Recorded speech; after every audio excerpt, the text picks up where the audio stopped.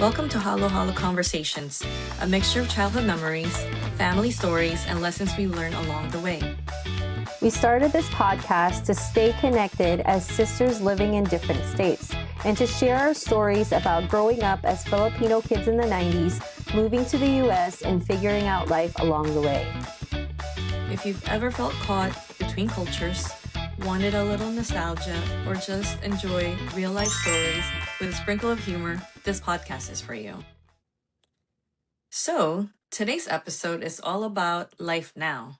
Being moms, wives, balancing work and family, and honestly just trying to figure everything out as we go. And also realizing that no matter how much we said we wouldn't become our parents, sometimes we slowly turn into them. I can't believe that we're saying that out loud. Well, I wouldn't even say that I turned into mommy. Like, you're the one, like your family, your kids and your husband say like you are a mini mommy.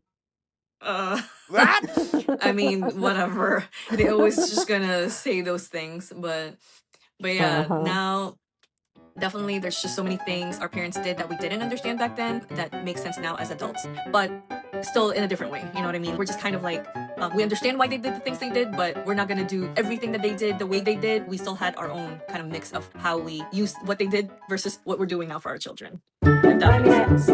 I feel like we parented our kids differently than they parented us because obviously, you know, we didn't grow up with them. And so them being strict, we didn't apply the same thing to our kids. But not that we're very lenient in that sense, but I know what you're saying. We're not super strict, like you can't go out or who you're gonna go out with. It's like we still ask who they're gonna go out with, but not in the tone where it's like we don't want you to go out anyway. That's why we're asking, you know, that kind of thing. I mean, we still do some of the same things that they did to us. Like, I know my kids hated asking a million questions, you know, before they go out. Like, who are you going with? What time are you coming back? Where are you going? Who's going to be there? You know, I gotta get home. Right. You know, you just want to make sure that they are protected because, you know, we love our children. And so that piece of it, I understand, you know, our parents were very protective of us, but at the same time, though, being protective, they were protective of us to the point where we didn't really get to enjoy our childhood in a sense or our teenage years because they were so strict, you know. For Friday night, usually, you know, we know that, oh, you know, we just want to hang out. What are you going to do? Just walk around the mall. It's like, even now as parents, we're like, mall again, you know, but I think it's like just to get out of the house. It's just kind of to break their cycle of being at school all day. Obviously now we get it, but still it's like we allow them to go out with their friends. But in all honesty, we don't even bother asking back then. Maybe just me. I just don't even bother because I'm like, if you're gonna go out to the mall, I'll just go with you. I don't even bother asking to go out or whatever because I know they're gonna be like, no. Or like you said, go through 1,000,001 questions and I'm just like, forget it. Yeah. I remember that at least about me. And thank God for technology now where you could do that like 360 or location find my child. But yeah, on your iPhone, like you could find them. So, you know, as long as they're open with us, I think I'm okay with them going out, just not going out super late and like kind of know the circle of friends that they're going out with, I guess. Which I think to me is very important that we know who their circle of friends are because then you know who has influence on them. You know, if you could trust who they're with, then you can see if they would make, well, I mean, you have to trust that you raise your child well, that they would not do, you know, be pressured to do the same thing. Things. Yeah, hide things like we did back then. I mean, like, I know for me, I didn't have a choice because I was the first one. It was just because you're the first child. So yeah, the sneaking around, the hiding, the lying, that kind of thing. It just happened. It's not that you're a bad child to our parents. It's just, we just know how they would react. And, you know, we'd rather avoid the reaction. So. Well, I think at the time they thought I was bad because I wanted to date early. And you know what's so funny is I remember at the time thinking 16 years old, oh my gosh, like I'm dating so late, because some of the kids that you were, with at school, they already had their boyfriends when they were in like middle school and stuff like that. And you're like, oh my gosh, I'm 16 and I don't even have a boyfriend or whatever. So when I met my then boyfriend and now husband, I only had one boyfriend, or, one boyfriend, one husband so far. I'm just kidding. But it was such a big deal because obviously, like you said, I'm the first one. So they're going to look at everything that I'm doing and they're going to be so strict with me, especially since they didn't grow up with us. They are going to, like just try to put their power, I don't know, however you want to call it, you know what I mean? To basically lay down the law, like you can't do this. And for us, of course, we're going to test the waters, which I feel like all children, they test the waters, see how far they can go. So with me, because I wanted to date at the time. Like I worked at this shoe store and it was, like a long way from our house. It was about half an hour. And so that's where I met my husband. And, and he was a lot older than me. I think we covered this in another episode. Like he's 7 years older than me. So of course, me being 16 and him being in his 20s is kind of like, that's a big difference, age difference, And at the Well, especially time, how our parents. yeah. And at the time, of course, like, I mean, even now, if you think about it, you wouldn't want a 16-year-old dating a 20-something-year-old, right? Yeah. Because they're still a minor, right? So, but I guess I feel like if we had the relationship with our parents where it was like open and honest communication, then maybe, they could have helped us understand why that wasn't, not that it wasn't accepted, why you may want to think twice, like about the decision you're making, kind of thing. So I had to sneak around and, you know, pretend like I was hanging out with my friends, and then, like I would hang out with him. And whenever, he would try to come over, I would have to like sneak him into our house, which my room at the time was in the basement. And so there was a door coming in from the basement, and my parents slept upstairs. And mind you, they're heavy sleepers, so he would come late at night, and I would just let him in. And I mean, I know that was very ballsy of me to let somebody into the house, right? And then what if they would have came downstairs? But they never did. So, but my point is that I think that's the one thing that we changed about the relationship that we have with our kids. We want to make sure that they're open with us, that they're not afraid to share anything, even if, and I know I've told my kids this before, if you ever get in trouble, you think that we're going to yell at you or get mad at you for something that you've done. Yes, we might be mad at the time, but you have to think about it this way. We're still going to be the only ones that will save you at the very end of the day. Your friends, yeah, they're going to be there, but at the end of the day, we're the only ones that really mean well for you. And so regardless of whatever situation you're in, we're going to get you. You know what I mean? Like we're going to be there to support you. Yeah. We definitely don't want our kids to hide anything from us, which I'm grateful. My kids are now mostly in their 20s. My last child is going to be 20 this year. And so I feel like the girls are all very open and honest with me. I mean, of course, every relationship, every family is going to have their struggles, right? Like, but they were never bad in a sense, or they never really pushed it to the limit with us as far as what they can do, because we were, pretty lenient with them. Yeah. If you tell us the truth about where you're going and who you're hanging out with, I mean, I know mainly their friends. So why would I have a problem with them going out, and being a teenager? I think that's the difference, right? Because Yeah. yes, we're protective of them, but we want them to live and be a teenager, just like we were a teenager once. So Right. And I think that's something that I'm going through now with my oldest child, since, you have older children. I still have an 18-year-old,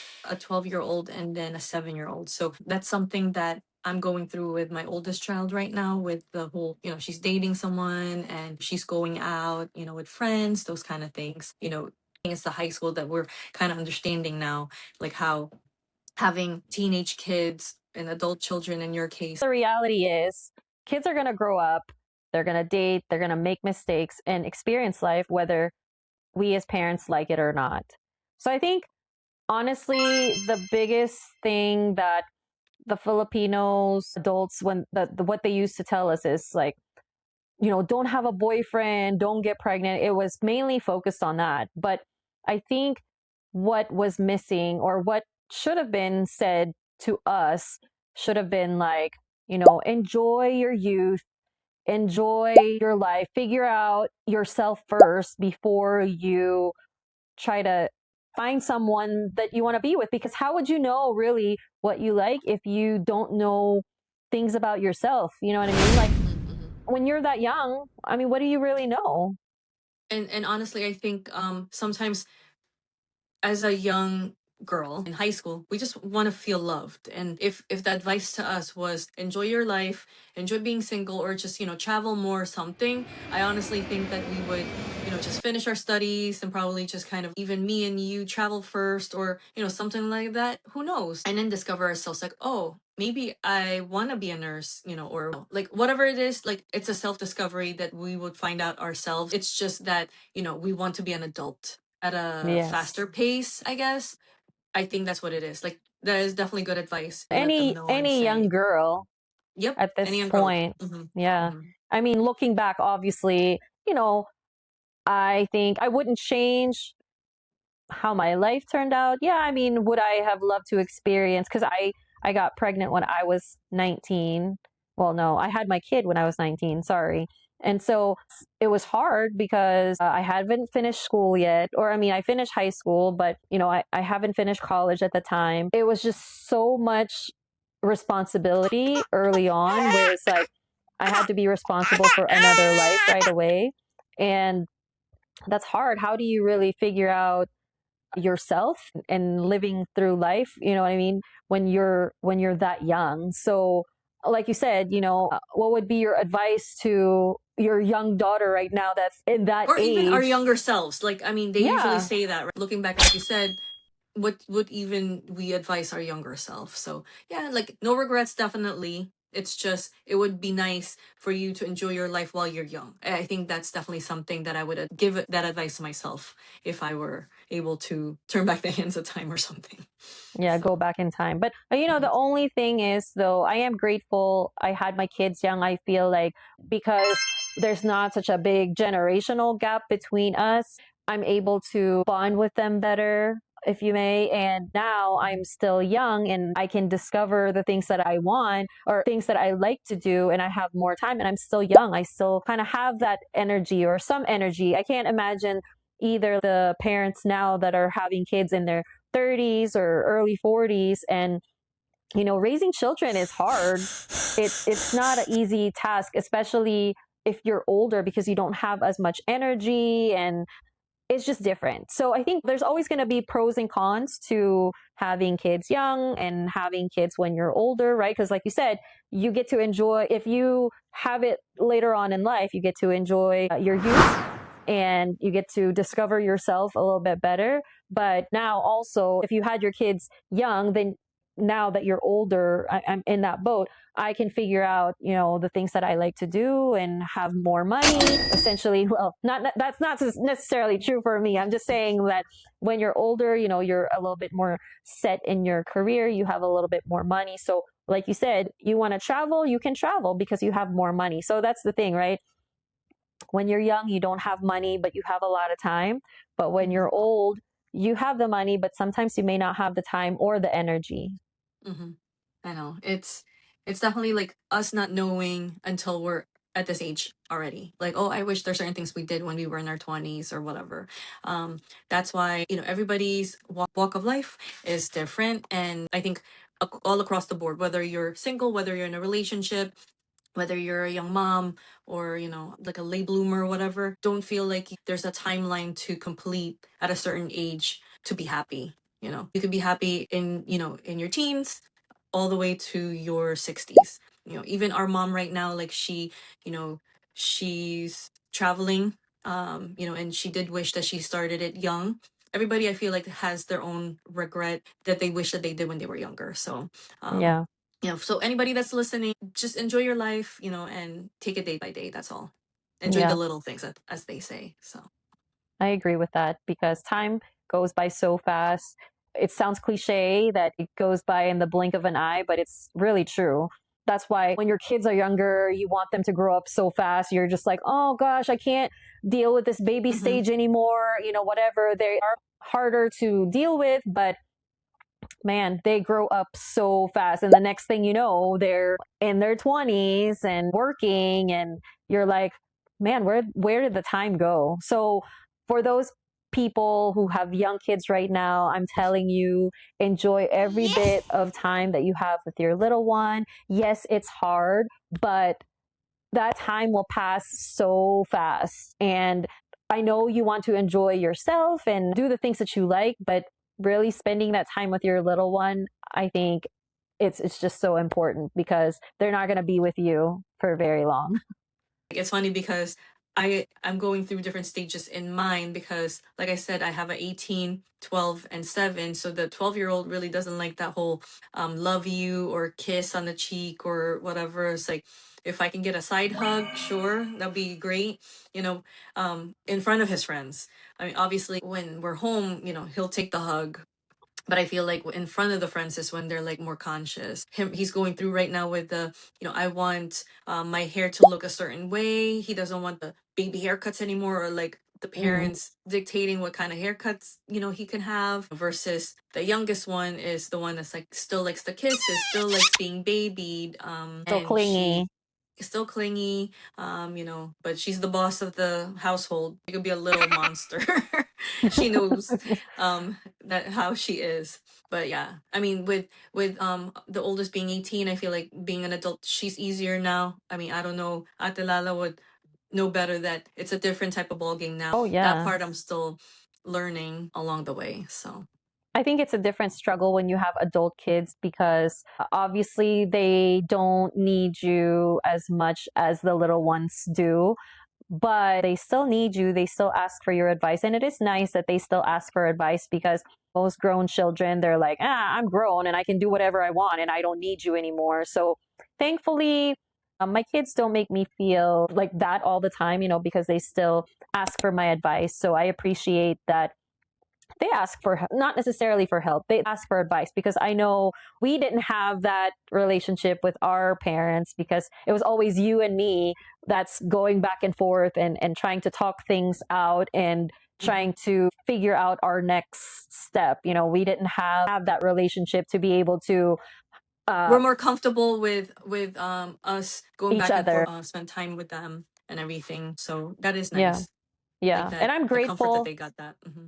Yeah, I'm grateful to, I think maybe, like you said about the timeline, God works in mysterious ways if you're a believer, right? That there's always a reason for why things happen in your life and in what time. Because obviously, our dad passed away early in his life. He was only in his 60s, which I 60. think is Mhm. pretty Pretty early. And young. so, Hmm. yeah, the time, because I had kids younger, he was able to be a grandfather at an earlier age. And so he was able to enjoy that. My girls really loved him. So I was grateful that he got to experience that because not everybody gets to experience that.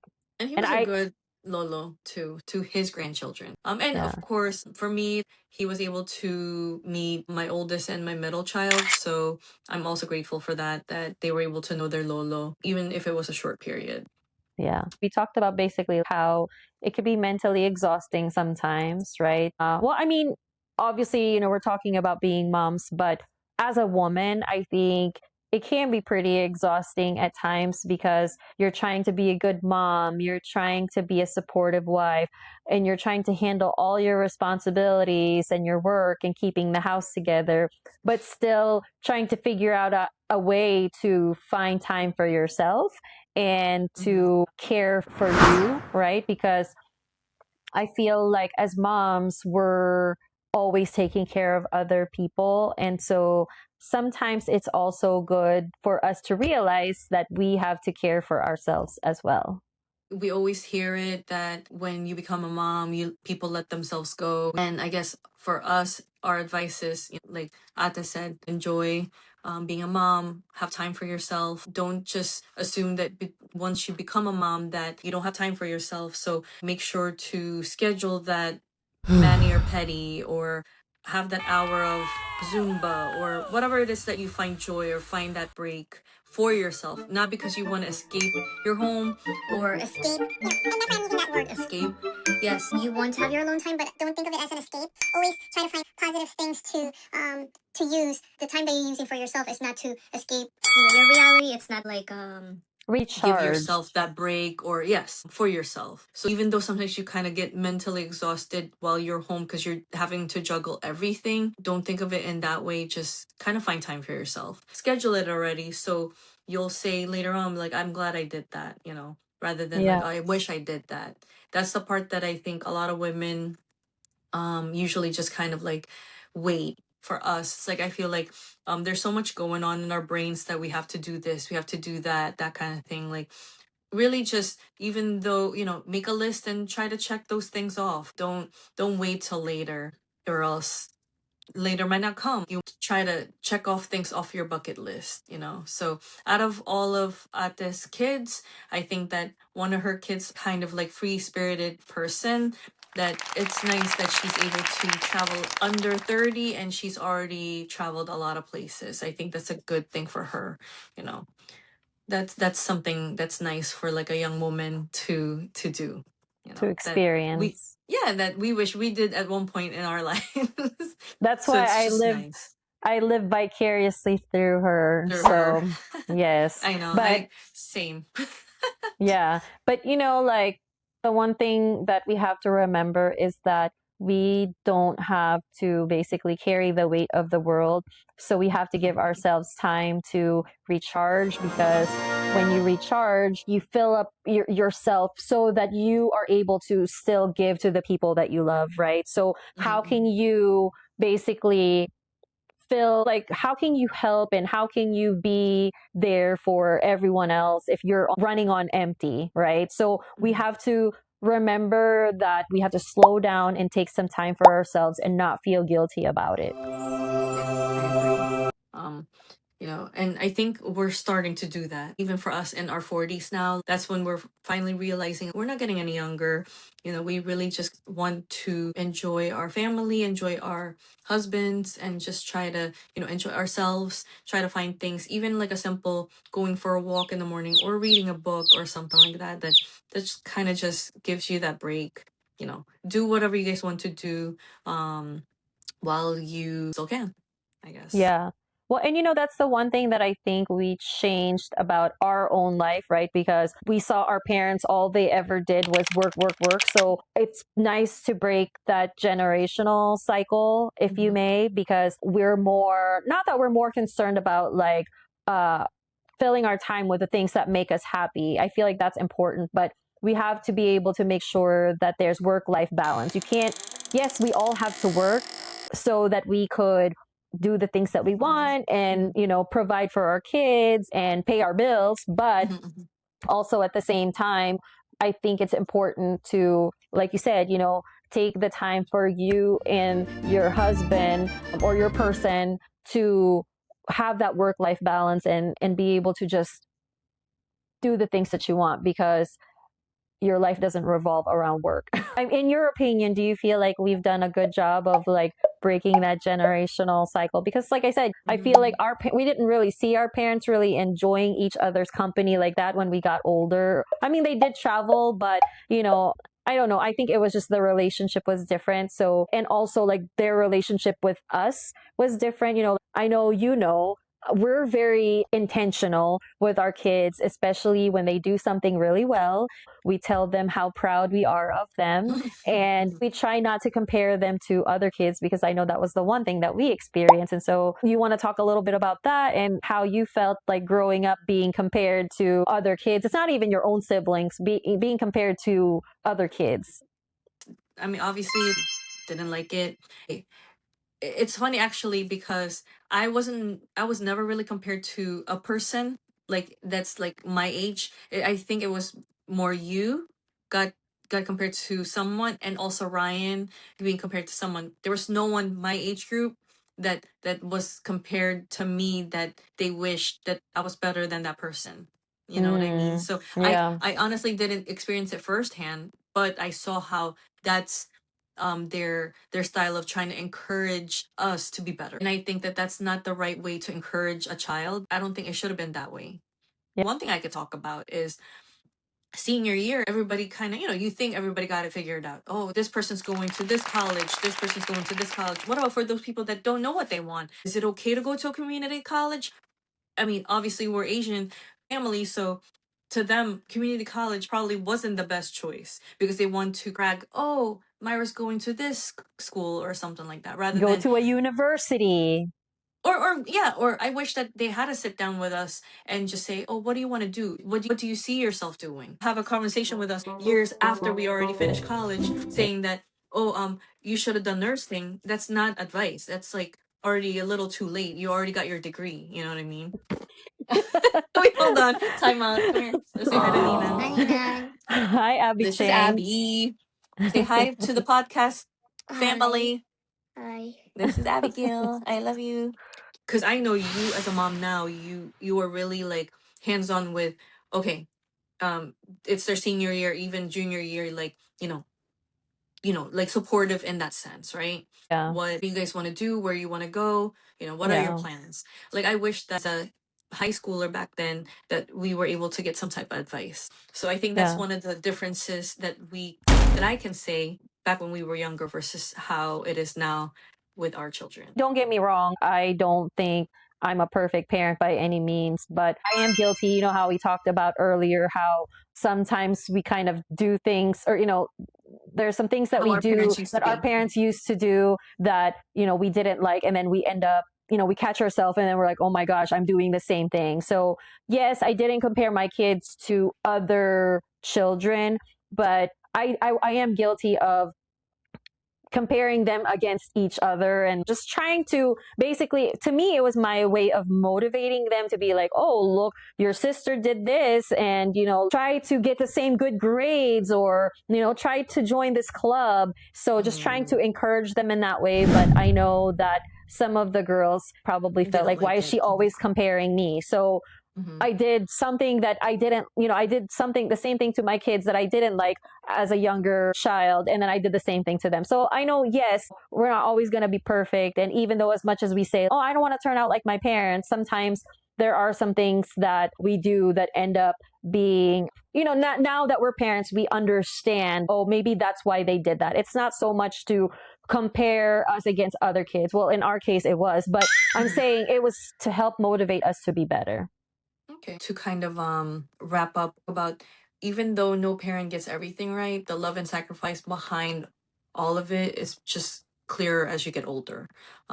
So like you said, maybe at that time you didn't like it when our parents compared us to other children, and then now you see yourself doing it. I think it's just, you mean well. There's no perfect like formula. Kids still don't like it, so I don't think that it's a bad thing. Even back then when they probably compared, I don't think they mean it in a way where to be horrible at us, but it's us receiving it. Now we're not the receiving end. It's okay to do it. but but in reality, I think our parents didn't mean it in that way, but we took it differently. And I think now that we're parents and we do that, or we catch ourselves doing that to our children, I hope that they know that we're not doing it to make them look bad. We really just want the best for our children, right? So. Right. You know what their capabilities are, so you're trying to push them so that they could be the best that they could be. That's really it. We're not really looking for perfection, to be honest. As a child growing up, we wish we had parents that kind of want to understand us too, because I feel like, for us back then, it's their way or there's no way. I guess. Their way So or the there's really, highway. yeah, But their you way know or the what? highway.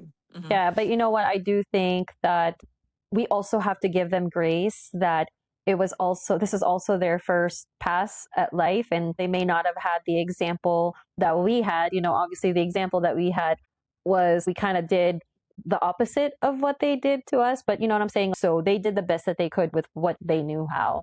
And actually, let me just tell you a quick story about that, because did mommy ever tell you the reason why she likes taking pictures? No. She told me that the reason why she likes taking pictures is because when she was younger, her parents never like taking pictures. So that's the reason why Um, everywhere we go, she's like, oh, take a picture of me here, take a picture of me there. And when she told me that, because when we went to Boston last year for Alyssa's college visit, we were taking pictures. And in the car, she told me that. She was like, do you know why I like taking pictures? So, it is sad that we're learning things, from our mom as she got older. I do still appreciate the stories that we learned from her, because like I never knew that. It was crazy yeah. when, and now I understood, like, okay, now I understand why she wanted that, even if she's alone in the picture, she doesn't care. She wants have to have memories. And I Hmm. honestly think I got that from her. Yes, you I do did. like taking pictures. I do want to capture memories. Like that's something that I definitely got from her, and I didn't know that it's because she never really had a lot of pictures back when she was younger, and or they barely had family pictures, which I kind of could see that. I don't think they really had a lot. So, Mm-mm, so yeah. no, they didn't. So yeah, no, I mean, and that's what I'm saying though is I think all kids are going to have complaints about how they grew up and what their parents did or did not do for them, but we all have to reflect and understand that this is also their first time being parents and we have to give them grace that they did the best that they could do with what they knew how. So I think that would be Mhm. my learning. Kind of way to, yeah, and the way to wrap up like our appreciation. There's no perfect parent, there's no perfect family. So, we just gotta always look at the glass half full. Okay, Okay. so talk Yeah, about our so next episode. so in our next episode, we're gonna talk about Filipino parties, gatherings, and all the funny traditions we grew up with. Yeah, and trust us, if you grew up Filipino, you know that there's going to be some hilarious stories. Yes. We'll talk about the karaoke battles, oversized food trays, family gossip, and the unspoken rules of Filipino parties. Yes. So, thank you for joining us on today's episode. Whether you're far from your siblings or just need a little nostalgia and laughs, we hope you feel a little closer to us and maybe even your own family. Until next time, keep mixing life, laughter, and memories, halo halo style.